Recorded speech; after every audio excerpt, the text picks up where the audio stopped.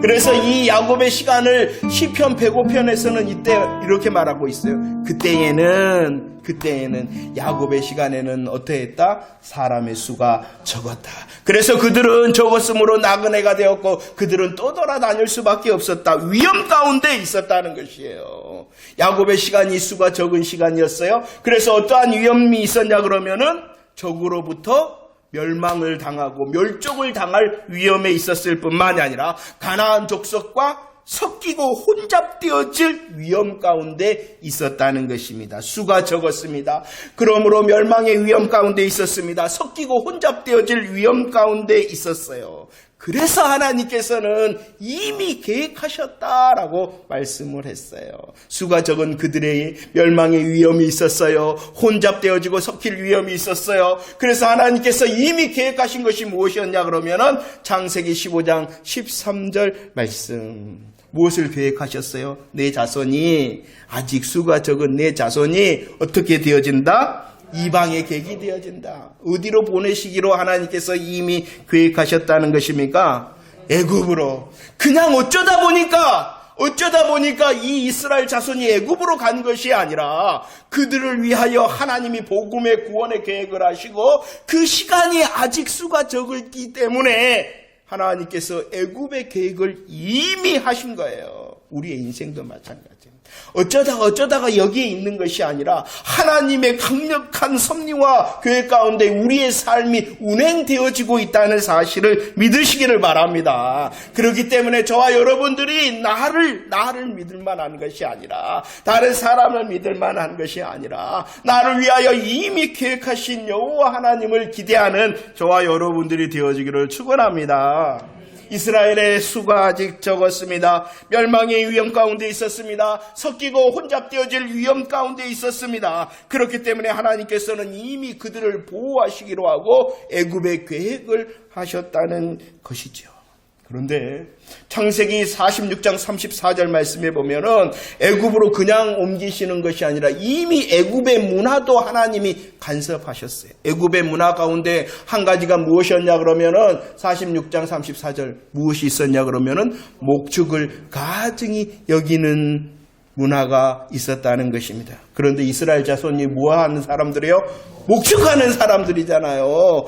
양과 염소와 낙타와 그런 것을 목축하는 그런 사람들이잖아요. 그러니까 애굽에 딱 옮겨놨더라도 애굽 사람들이 이스라엘 사람들을 어떻게 보겠어요? 가증히 보고 천히 보니까 그들과 가까이 하지 않아요. 그들과 가까이 하지 않으니까 무슨 염려가 없어져요? 섞이고 혼잡되어질 염려가 없는 거예요. 하나님께서는 애굽으로 옮길 계획을 하셨을 뿐만 아니라 애굽의 문화도 하나님께서 뜻하심으로 이미 목축을 가증히 여기는 문화가 되게 하셨다는 것입니다. 그래서 그곳 고셋 땅에 있으면서 이 이스라엘 자손들은 출애굽기 1장 7절 어떻게 되어졌다고요? 함께 읽어볼까요? 시작. 이스라엘 자손은 생육하고 불어나 번성하고 매우 강하여 온 땅에 가득하게 되어졌다. 하나님께서는 애굽을 향하여 계획하셨어요. 왜? 수가 아직 적으니까. 이스라엘 자손이 아직 수가 적으니까. 멸망의 위협과 혼잡의 위험이 있으니까 애굽으로 옮기기로 하셨어요. 그냥 옮기시는 것이 아니라 이미 애굽의 문화를 또 간섭하심으로 그들과 섞이지 않도록 하셨을 뿐만 아니라 그곳에서 드디어 생육하고 불어나고 번성하고 매우 강하여 어떻게 되었다? 온 땅에 놀랍지 않습니까? 놀랍지 않습니까? 하나님의 계획하심과 하나님의 성취하심이 놀랍지 않습니까? 이 놀라운 하나님의 계획 가운데 이스라엘 자손을 애굽에 보내시고 애굽에서 그들로 강성하게 하시기 위하여 사용하는 사람이 있어요. 그 사람이 누구냐 그러면은 요셉이었죠. 요셉. 그래서 우리들이 지난주 말씀 창세기 37장 요셉이 등장하는 것입니다. 그래서 분명히 말씀을 드렸어요. 37장부터 어디까지 이 요셉의 이야기가 계속되어지냐 그러면은 50장 마지막까지 계속되어집니다.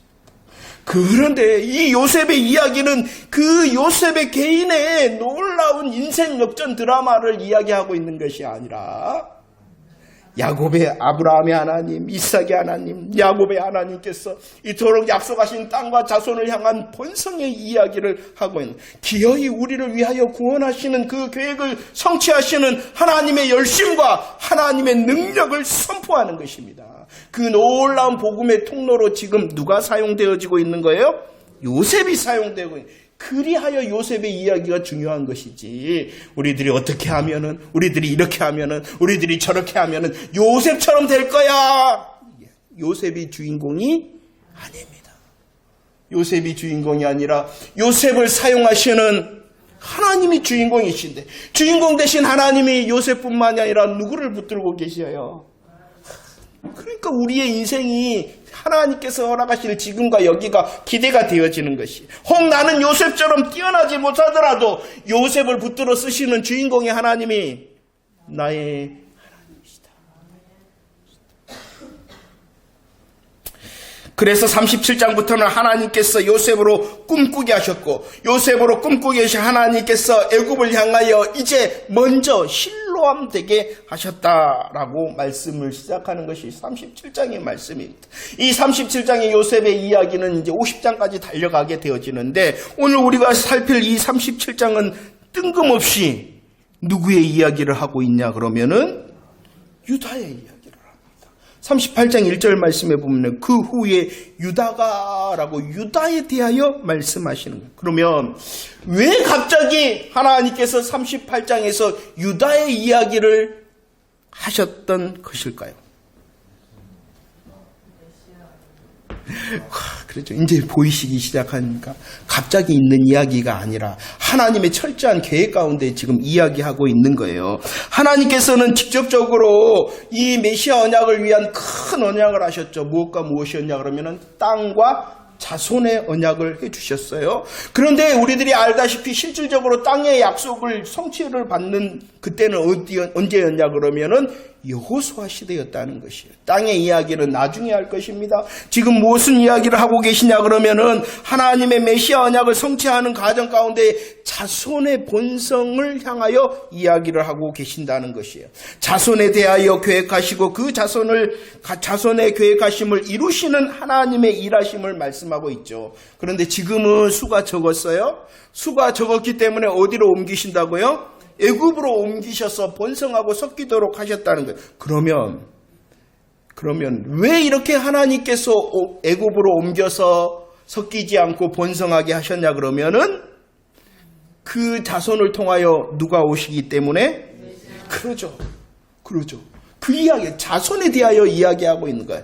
요셉을 통해서는 그 이스라엘 자손을 애굽으로 옮기실 것이다. 그 애굽으로 옮겨셔서 그 자손들이 번성하고 섞이지 않을 것이다. 그런데 그렇게 번성하고 섞이지 않는 이유가 있다. 그 계보를 통하여 누가 오셔야 되기 때문에?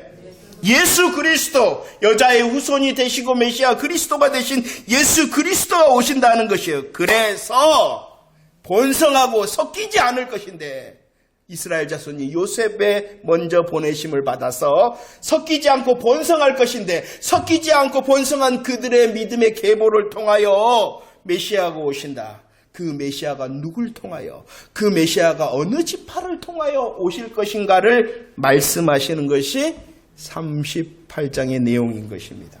이해가 되십니까? 왜 갑자기 하나님이 유다의 이야기를 하시는가?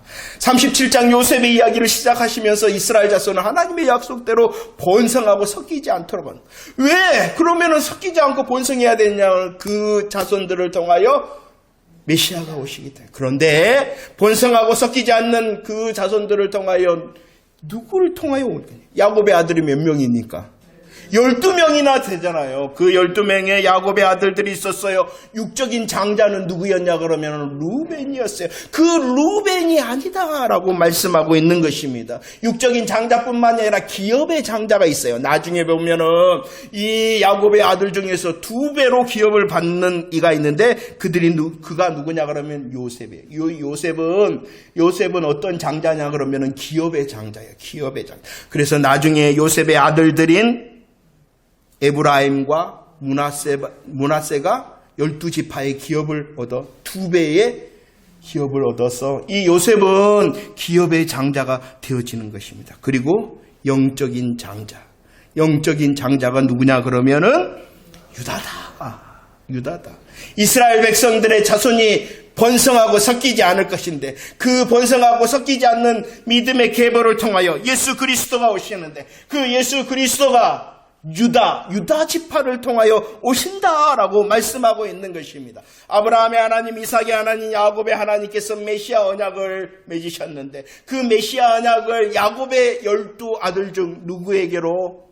유다. 그리고 유다 지파를 통하여 메시아 언약이 계승되어진다라고 38장에서 기록하고 있어요. 그래서 유다가라고 말씀하고 있는 것이죠. 창세기 49장 10절 말씀을 읽어볼까요? 창세기 49장 10절. 성경이 왜 이야기를 하고 있는가를 알아야 돼. 그래야지 진짜 하나님의 마음을 향하여 가는 거지. 내가 아이고 은혜스러운 구절이네, 좋은 말이네 해서 자기 복음 만들면은 안 됩니다.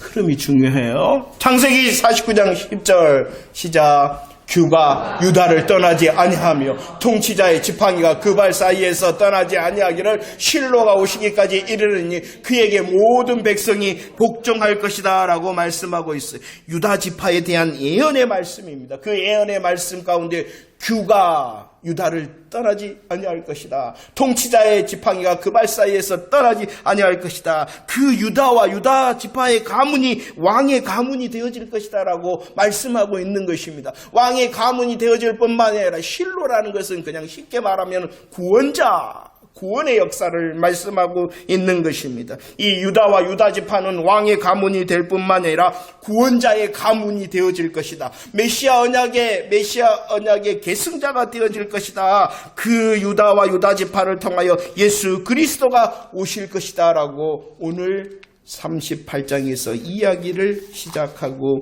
있는 것입니다. 얼마나 놀라운가요? 얼마나 놀라운가요?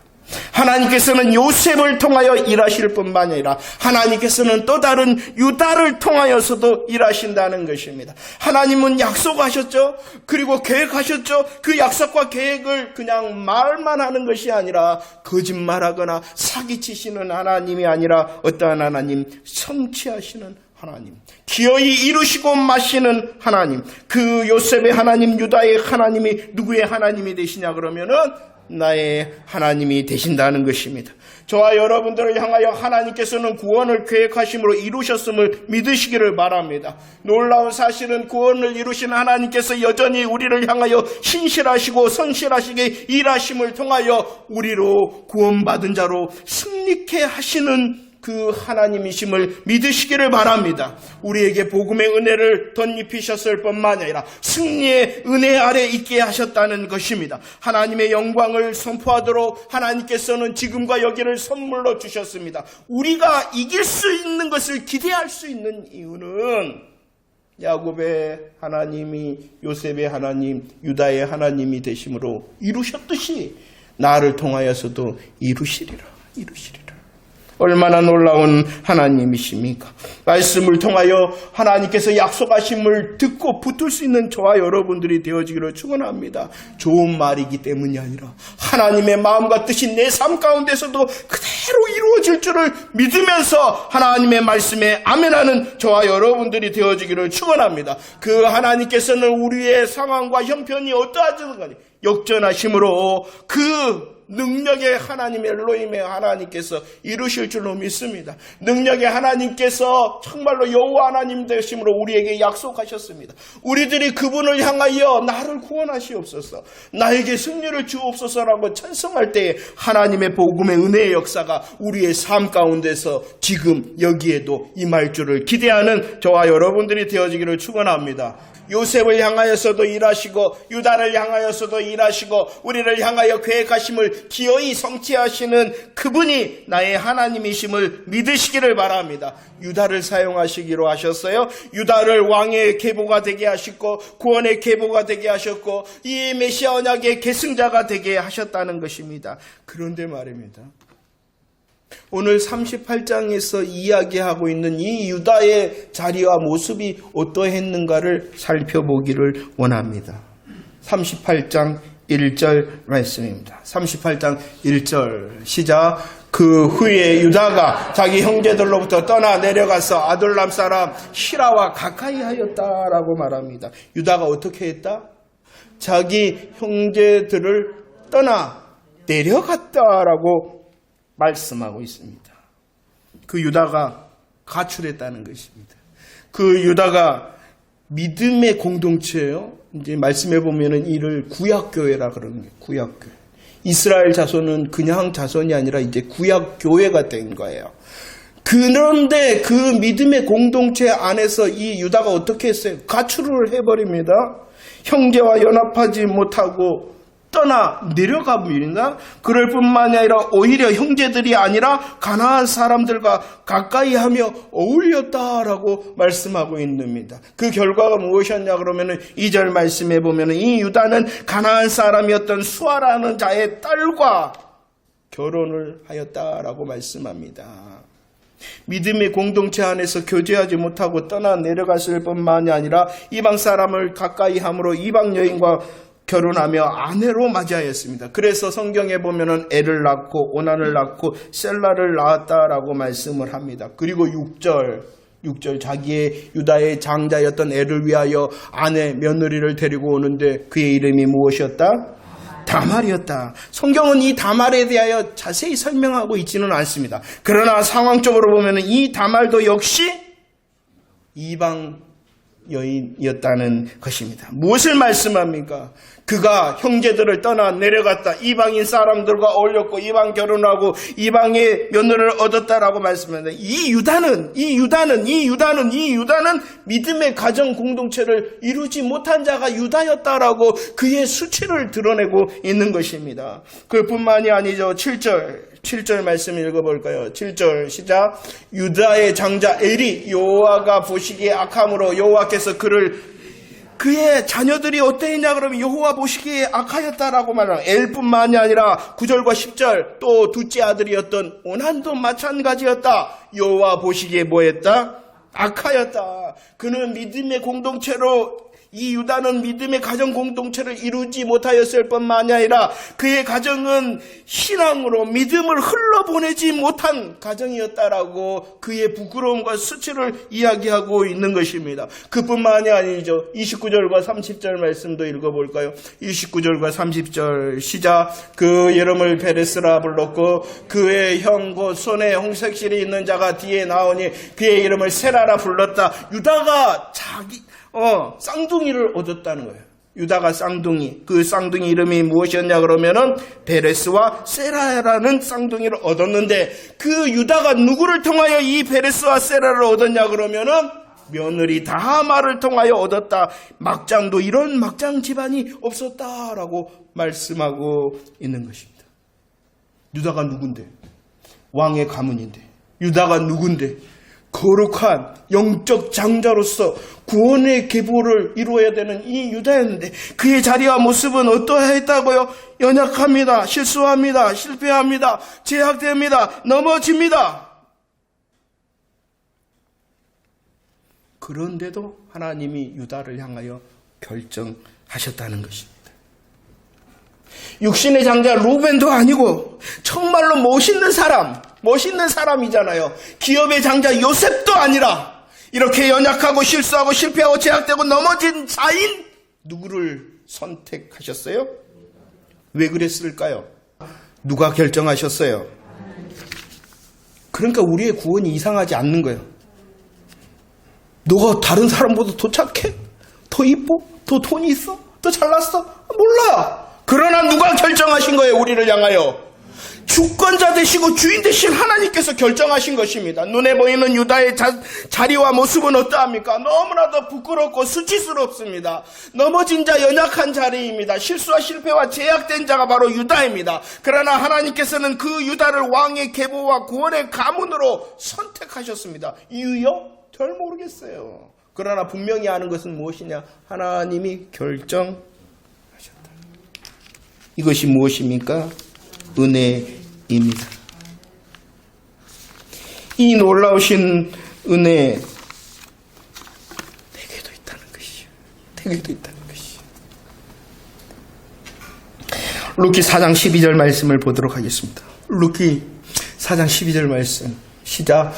여호와께서 이 젊은 여자로 말미암아 네게 상속자를 주사 네 집이 단말이 유다에게서 나와준 베레스의 집과 같게 하시기를 원한다라고 말씀하고, 이 말씀은 이제 보아스와 룻이 딴딴따단 이제 결혼식을 하게 됩니다. 그럴 때 마을 사람들이 축복하는 걸까요? 저주하는 걸까요? 축복하는 거죠. 축복을 해줍니다. 마을 사람들이 이 보아스와 룻의 결혼을 축복하면서 말을 하는데 어떻게 말을 하느냐? 다말이 유다에게서 나와준 베레스와 집과 같이 되어지기를 원한다. 이 베레스가 누구냐 그러면은 다말과 유다 사이에서 난 아들.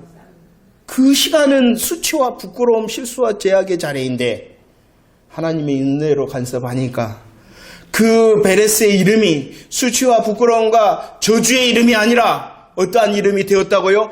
축복의 이름이 되었다. 축복의 이름이 되었다. 하나님의 강력하신 선택하심과 이루심 때문이라는 것을 우리는 분명히 알아야 됩니다. 마태복음 1장 3절에서는 다시 하나님께서 이름을 기록하십니다. 누구의 이름을 기록하십니까? 유다의. 누구의 이름을 기록하십니까? 다말의. 그리고 또 누구의 이름을 기록하십니까? 베레스와. 이 자체로 보면은 얼마나 부끄럽고 수치스러운 연약함의 이름들입니까? 그러나 그 이름이 쓰여진 곳이 어디입니까? 구원의 계보에 이름이 올랐다는 것입니다. 막장 자녀의 이름이, 부끄러움의 이름이 하나님의 은혜와 일하심으로 축복의 이름과 구원의 통로, 복음의 통로의 이름이 되어진 것입니다. 얼마나 놀랍습니까? 그들이 열심히 했기 때문일까요? 그들이 잘 해냈기 때문일까요? 그래요. 열심히 있었을 것입니다. 잘 해낸 믿음의 몸부림이 있었을 것입니다. 그러나 그것보다도 더 먼저 하나님의 은혜의 큰 날개 아래 있었기 때문입니다. 기대가 되어지십니까? 내 삶이 기대가 되어지십니까? 엘로힘의 하나님, 능력의 하나님께서 여호와 하나님이 되심으로 약속해 주셨습니다. 우리들의 수치와 부끄러움과 연약함의 자리 날 구원하소서 호산나라고 우리들이 겸손히 고백한다면 우리의 어떠함이 먼저가 아니라 하나님의 은혜에 결정하심으로 우리의 삶에 일하실 줄을 기대하는 저와 여러분들이 되어지기를 축원합니다. 하나님의 새 일과 큰 일을 기대하는 저와 여러분들이 되어지기를 축원합니다. 나의 열심과 나의 계획 때문이 아니라 여전히 그치지 아니하시는 하나님의 은혜의 큰 날개 아래로 우리로 피하게 하실 것이니 우리가 기대할 수 있습니다. 그런데 주의해야 됩니다. 변명하거나 핑계하거나 외면해서는 안 됩니다. 나의 실수와 실패와 제약에 대하여 핑계하거나 외면하거나 아니 그럴 수도 있지라고 말해서는 절대로 안 됩니다. 물론 우리의 실수와 실패와 제약보다 더 크신 하나님의 역사가 여전히 일하시나 그 하나님의 역사를 기대하기 때문에 우리는 더 철저하게 나의 실패와 실수와 제약에 대하여 핑계하거나 외면하지 않고 오직 아파하며 더 겸손히 하나님 내가 실수했습니다. 하나님 내가 실패했습니다. 하나님 내가 정말로 제약되었습니다라고 고백할 수 있어야 됩니다. 그럴 때 더 하나님의 은혜의 역사, 두 날개의 역사가 분명한 삶을 누릴 수 있다는 것을 잊지 마시기를 바랍니다. 우리의 실수와 실패와 제약의 자리에 있다면 우리는 더 두 손을 들고 하나님의 은혜의 날개 아래 피한다면 이 유다의 부끄러움과 수치를 외면하지 아니하고 그를 기어이 왕의 가문과 구원의 가문으로 사용하셨듯이 저와 여러분들의 삶도 하나님의 복음의 통로로 능히 사용하실 줄로 믿으시기를 바랍니다. 기억이 나십니까? 나의 실수와 실패와 제약이 기억이 나십니까? 아파하고 고백하고 두 손을 들므로 더 크신 하나님의 큰 날개 은혜 아래 사는 저와 여러분들이 되어지기를 축원합니다.